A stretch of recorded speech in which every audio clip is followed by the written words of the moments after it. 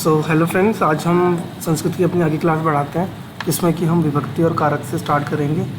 Last class में हमने कुछ ग्रामर का पोर्शन क्लियर किया था और उसको कवर किया था हमने, तो उसके साथ ही हम कंटिन्यू करते हैं।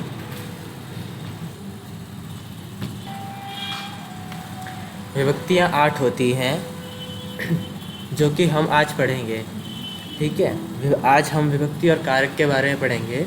तो सामान्यतः विभक्तियाँ 8 होती हैं और कारक भी 8 होते हैं।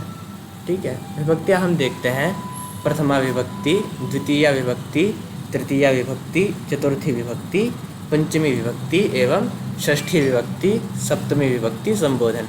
इसमें व्याकरण की दृष्टि से देखा जाए तो षष्ठी विभक्ति और संबोधन व्याकरण में नहीं होते हैं, परंतु सामान्यतः संस्कृत में हम पूरी 8 विभक्तियाँ पढ़ते हैं। और कारक भी 8 होते हैं। कारक वह होते हैं जो हम जो कार्य करते हैं उसको संबोधन कराना। तो कारक अभी हम 8 पढ़ेंगे। इसके बाद में इनके चिन्ह, वाक्य और उदाहरण बताऊंगा। तो आइए पहले कर्ता देखते हैं। तो कर्ता, कर्म, करण, संप्रदान, अपादान, संबंध, अधिकरण एवं संबोधन, ये आपके 8 कारक हो गए। अब हम आगे देखते हैं। तो सबसे पहले हम कर्ता पढ़ेंगे। इसमें हम शब्दों का अर्थ, चिन्ह और उदाहरण पढ़ेंगे। तो कर्ता क्या होता है?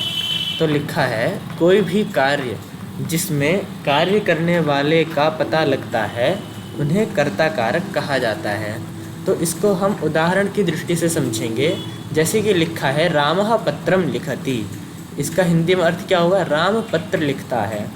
तो लिखति क्या हो गई? क्रिया हो गई हमारी। पत्र क्या हो गया? हमारा कर्म हो गया, मतलब जो हम कर रहे हैं। क्रिया जिसके द्वारा की जा रही है वह क्रिया हो गई। ठीक है, और इसमें कर्ता क्या हो गया? राम हो गया, क्योंकि राम कर रहा है, राम पत्र लिखता है। तो इसमें कौन कर रहा है? इसमें कौन करता है? तो इसमें राम करता हुआ, क्योंकि वह कार्य कर रहा है। ठीक है, तो इसमें सामान्यतः कर्ता का क्या अर्थ हुआ? जो करता है वही कर्ता कारक होगा। ठीक है, अब हम आगे देखेंगे कर्म। कर्म किसे कहते हैं? तो क्रिया से निष्पाद्यमान फल के आश्रय को कर्म कहते हैं। जैसे रामः पत्रम लिखति, तो इसमें क्रिया होगी लिखति, लिखता है, और कर्ता क्या हुआ?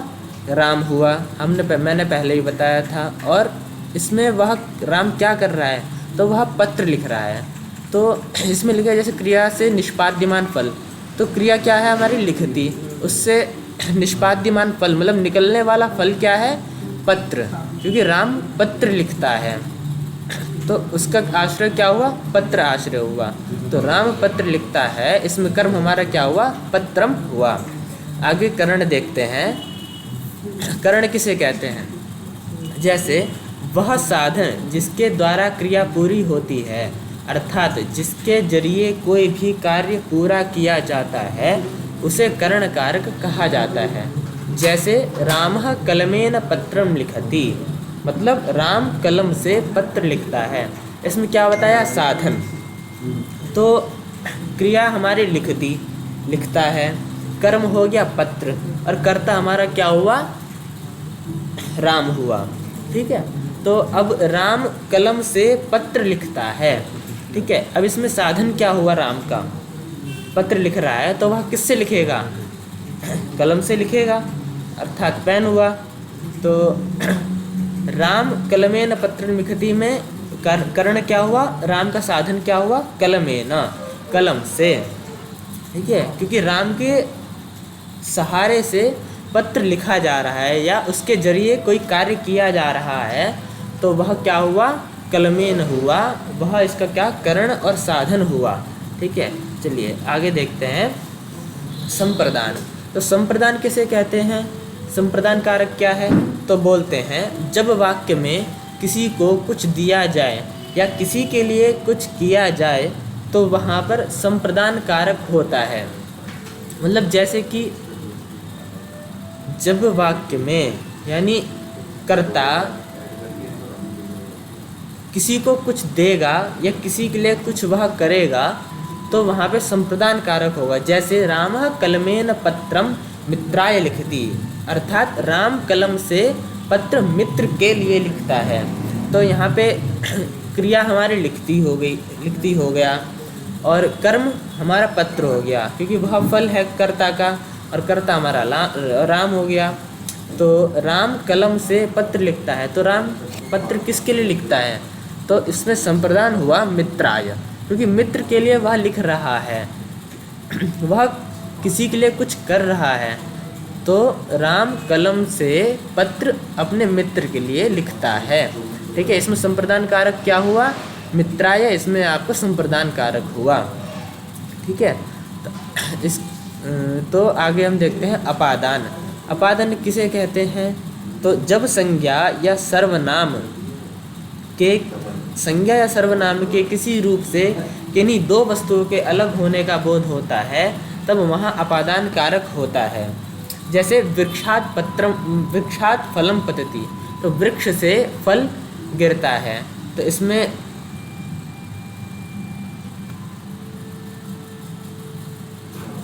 इसमें वृक्ष से फल का अलग होने का बोध हो रहा है। तो इस वृक्ष क्या है? संज्ञा शब्द है। ऐसे ही सर्वनाम शब्द होते हैं, वह हम आगे की कक्षाओं में पढ़ेंगे। तो जैसे इसमें लिखा है वृक्षात फलम पतति, तो वृक्ष से फल गिरता है, इसमें अलग होने का बोध हो रहा है, क्योंकि वृक्ष से फल गिरता है तो इसमें अलग होने का बोध हुआ। ठीक है, तो यह क्या, इसमें अपादान कारक क्या हुआ? हमारा फलम हुआ। ठीक है, वृक्षात हुआ। अपादान हमने कर लिया। अब आगे देखते हैं संबंध। संबंध कारक क्या है? वाक्य में जिस पद से किसी वस्तु, व्यक्ति या पदार्थ का दूसरे व्यक्ति, वस्तु या पदार्थ से संबंध प्रकट हो उसे संबंध कारक कहा जाता है। जैसे कि वृक्षस्य फलम, यानी वृक्ष का फल, इसमें वृक्ष का संबंध किससे है? फल से है, और फल का संबंध किससे है? वृक्ष से। तो जिस वाक्य में संबंध हमें दिखाई देगा वह कौन सा कारक होगा? वह संबंध कारक होगा। ठीक है, तो आगे हम देखते हैं अधिकरण। तो अधिकरण किसे कहते हैं? तो जिस शब्द में क्रिया के आधार का बोध हो उसे अधिकरण कारक कहते हैं। अधिकरण का सामान्य अर्थ है आधार या आश्रय, यानी किसी का आधार लेना या उसके आश्रय में रहना। ठीक है, तो उदाहरण देखते हैं। छात्राः विद्यालये पठन्ति, छात्र विद्यालय में पढ़ते हैं। तो इसमें क्रिया क्या है? पठन्ति, यानी पढ़ना। ठीक है, और कर्ता क्या है? छात्र हैं कर्ता। और इसमें अधिकरण क्या है? विद्यालय, क्योंकि विद्यालय में पढ़ते हैं। ठीक है, आधार क्या हुआ पढ़ने का छात्रों का? तो विद्यालय हुआ। आगे संबोधन। जिस संज्ञा पद से किसी को पुकारने, सावधान करने अथवा संबोधित करने का बोध हो वह क्या होगा? संबंध कारक होगा।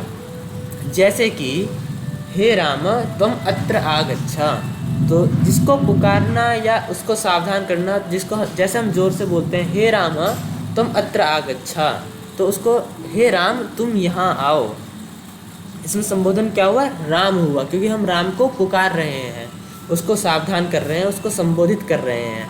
तो राम हमारा क्या हुआ? संबोधन कारक हुआ। ठीक है, ये हमारे कारक हो गए। अब हम आगे विभक्ति देखते हैं। तो विभक्ति किसे कहते हैं? तो कारकस्य चिन्हम विभक्ति भवति, कारक का चिन्ह विभक्ति होता है। कारक किसे कहते हैं? तो कारक का चिन्ह विभक्ति होता है। ठीक है, जो भी हमने अभी 8 कारक पढ़े हैं उसके चिन्ह होंगे, क्योंकि उसको जिस वाक्य में प्रयोग करेंगे उसमें प्रथमा द्वितीया हम नहीं बोलेंगे, उसके लिए हमें कर्ता कर्म वाक्य में प्रयोग करना पड़ेगा। तो आगे देखते हैं, इसके भेद चिन्ह देखते हैं। तो जैसे कर्ता हुआ, तो कर्ता हमारा प्रथम विभक्ति में आता है। जैसे कारक विभक्ति हुई हमारी प्रथमा, द्वितीया, तृतीया आदि, और कारक जो हमने अब आपको 8 कारक पढ़ाए वह हो गए, और इसके चिन्ह हम पढ़ेंगे। तो कर्ता में प्रथमा विभक्ति होती है, कर्म में द्वितीया, करण में तृतीया, संप्रदान में चतुर्थी, अपादान में पंचमी, संबंध में षष्ठी, अधिकरण में सप्तमी, और संबोधन की कोई विभक्ति होती है, संबोधन ही होता है। तो इसका हम लाइन वाइज चिन्ह देखेंगे। तो कर्ता का चिन्ह क्या है? ने।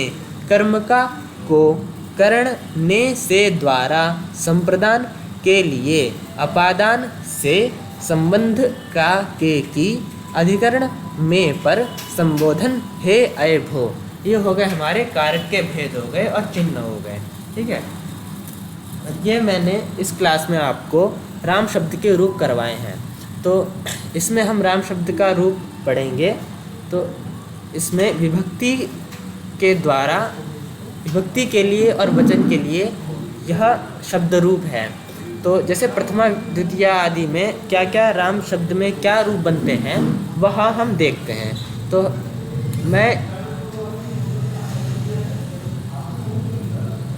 मैं इसका शब्द रूप चलाऊंगा।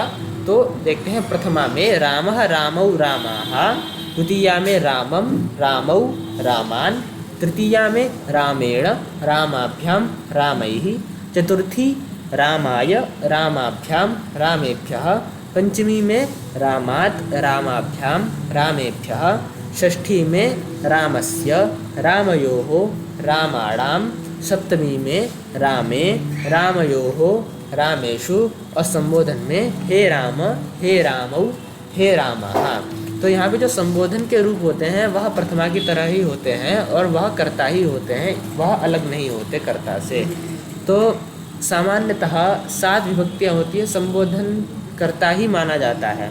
ठीक है, तो इसका हम क्या देखेंगे? जैसे रामः, राम ने, रामम, राम को, रामेण, राम से, रामाय, राम के लिए, रामात्, राम से, रामस्य, राम का, के की, और राम में, रामे अथवा राम में क्या होगा? राम में या राम पर, राम से पर।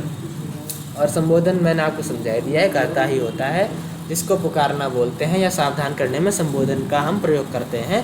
तो आज की कक्षा में बस इतना ही हम पढ़ेंगे।